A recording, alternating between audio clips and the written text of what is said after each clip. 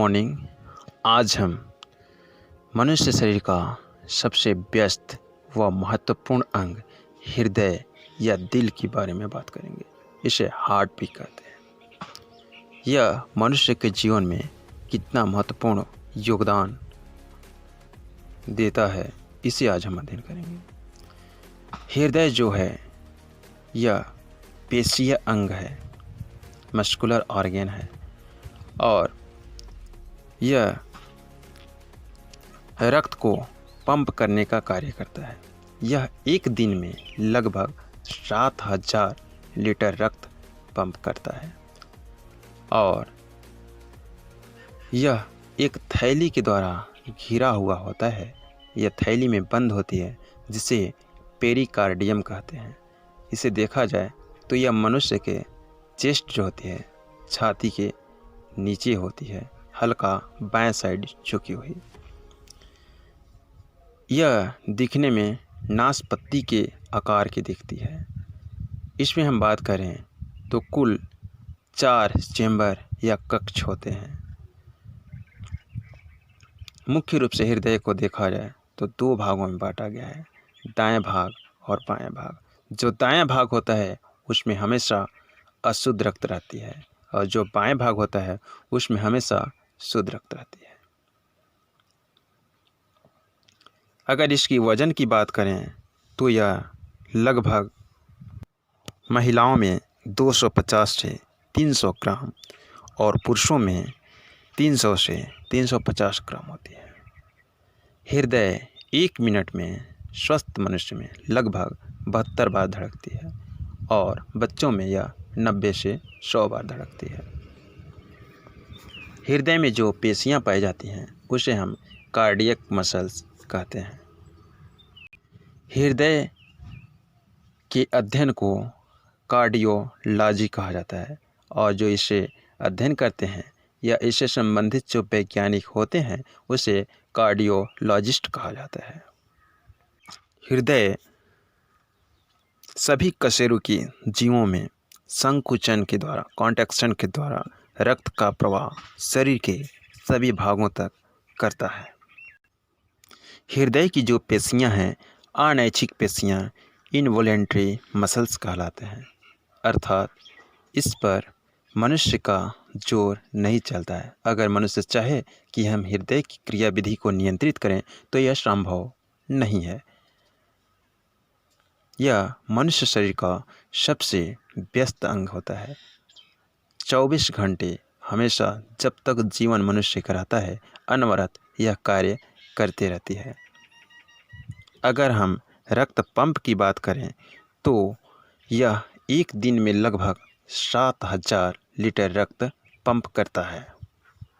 आइए अब हम जानते हैं कि शरीर में रक्त का प्रवाह कैसे होता है, वह किसके माध्यम से जानता है। इससे पहले हमें जानना होगा कि रक्त क्या होता है। मनुष्य के शरीर में लगभग 5 से 6 लीटर रक्त, रुधिर या ब्लड होता है, जो शरीर के विभिन्न अंगों से बनने वाले आवश्यक पदार्थों, खनिज लवण व विटामिन्स को शरीर के सभी कोशिकाओं तक या जहां आवश्यकता है वहां तक लाने ले जाने का एक कैरियर की तरह या ट्रांसपोर्टेशन का कार्य करती है।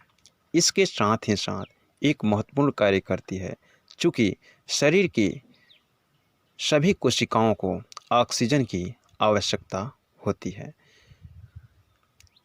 जो ऑक्सीजन हम वायुमंडल के द्वारा लेते हैं वह फेफड़ों तक जाती है।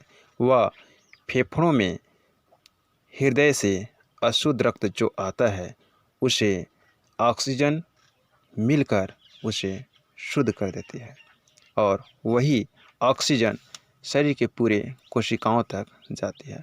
इस ऑक्सीजन का यहाँ उपयोग माइटोकॉन्ड्रिया के द्वारा कर लिया जाता है।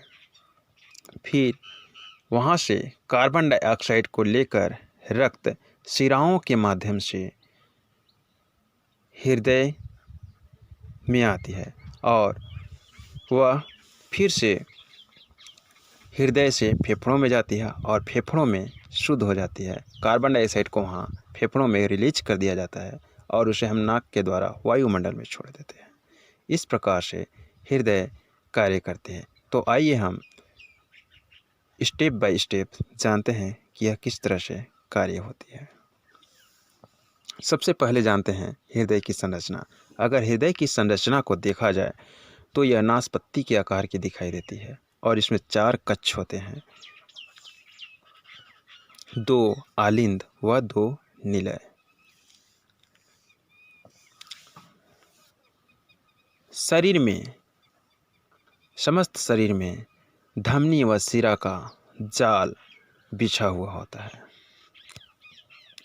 हमारे शरीर के समस्त भागों के द्वारा या समस्त कोशिकाओं के द्वारा अशुद्ध रक्त को सर्वप्रथम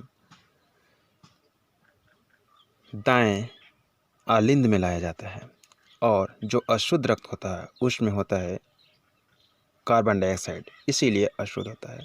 इसके चलते आपका शरीर का जो शिराएँ होती हैं ब्लू कलर का या नीले कलर की दिखाई देती हैं। शिराएँ जो होती है शरीर के ऊपरी भाग में दिखाई देती हैं, जिसे आप नब्ज भी बोलते हो या नस भी बोलते हो।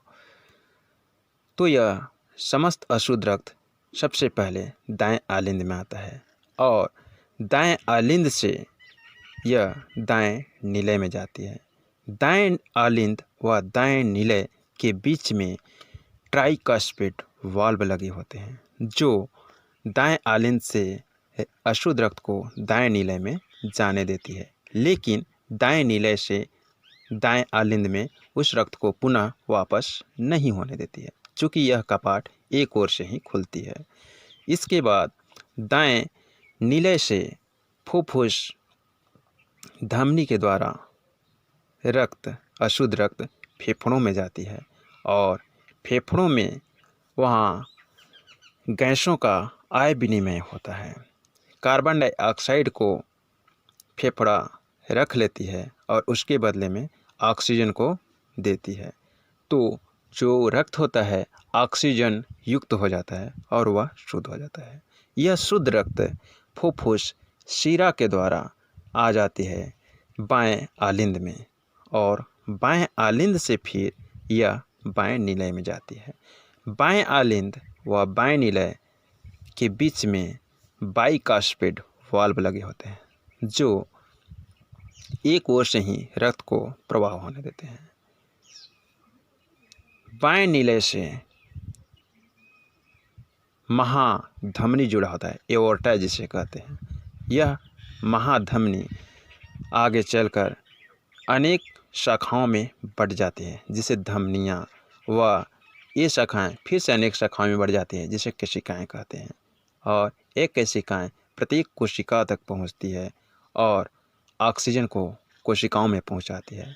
पुनः वहाँ ऑक्सीजन का उपयोग माइटोकॉन्ड्रिया के द्वारा श्वसन क्रिया में कर लिया जाता है। फिर से वहाँ कार्बन डाइऑक्साइड बन जाता है और उस कार्बन डाइऑक्साइड को लेकर पुनः शिराओं के माध्यम से दाएं आलिंद में लाया जाता है। इस प्रकार से यह प्रक्रिया चलती रहती है, लाने ले जाने का, ऑक्सीजन का संवहन, कार्बन डाइऑक्साइड का संवहन। इसमें ऑक्सीजन का महत्वपूर्ण योगदान होता है, रक्त का महत्वपूर्ण योगदान होता है, जो कि ऑक्सीजन व कार्बन डाइऑक्साइड को लाने ले जाने का कार्य करती है। रक्त एक तरह से ट्रांसपोर्टेशन का, वाहन का या साधन का कार्य करती है। जब भी हम कोई कार्य को करते हैं या भारी कार्य को करते हैं तो हमें शरीर में बहुत ज़्यादा मात्रा में ऑक्सीजन की आवश्यकता हो जाती है, चूँकि हमें एनर्जी चाहिए होती है, ऊर्जा चाहिए होती है। तो इस ऊर्जा के लिए माइटोकॉन्ड्रिया में श्वसन की दर बढ़ जाती है और इसके लिए ऑक्सीजन की बहुत ज़्यादा आवश्यकता होती है। चूँकि आप जानते हैं माइटोकॉन्ड्रिया को ऊर्जा का पावर हाउस कहा जाता है या ऊर्जा घर कहा जाता है। इसीलिए हमें किसी कार्य को करने के लिए बहुत ज़्यादा ऑक्सीजन की आवश्यकता जब पड़ जाती है तो हमारी हार्ट की गति जो होती है या दिल की जो गति होती है वो बढ़ जाती है। ऐसा आपने अनुभव अपने जीवन में किया होगा। इसके साथ ही जिस मनुष्य में, महिला या पुरुष में, अगर औसत एवरेज से रक्त की कमी होती है तो उसमें हृदय की गति बहुत ज़्यादा बढ़ जाती है और उसे हाई ब्लड प्रेशर कहते हैं, उच्च रक्तचाप कहते हैं। और इससे उसे कार्डियक अरेस्ट भी हो सकती है, हार्ट अटैक भी आ सकती है, उससे उसे मृत्यु भी हो सकती है। इसके साथ ही जिसमें रक्त हद से ज़्यादा है उसमें लो ब्लड प्रेशर हो जाती है, रक्त धीरे धीरे गति करती है, उसे भी मौत का शिकार होना पड़ता है। इसके बहुत सारे कारण हैं, जैसे रक्तवाहिनियों में, धमनी या शिराओं में कोलेस्ट्रॉल का जम जाना। आप जानते हैं कि शिराओं में अशुद्ध रक्त प्रवाहित होती है और धमनियों में हमेशा शुद्ध रक्त प्रवाहित होती है। दोहरा परिसंचरण तंत्र। देखिए, हृदय में क्या होता है कि 2 बार रक्त प्रवेश करता है, एक बार अशुद्ध रक्त और एक बार शुद्ध रक्त, तथा 2 बार रक्त बाहर जाता है, एक बार अशुद्ध रक्त बाहर गया और एक बार शुद्ध रक्त बाहर गया। यानी कि हृदय में 2 बार रक्त का आना व 2 बार रक्त का बाहर जाना ही दोहरा परिसंचरण तंत्र है। इसे हम कभी फिर अच्छे से बात करेंगे। तो आप लोग को यह वीडियो कैसा लगा, यह जानकारी कैसी लगी, आप इसे सभी तक शेयर कीजिए, लाइक कीजिए व पसंद कीजिए।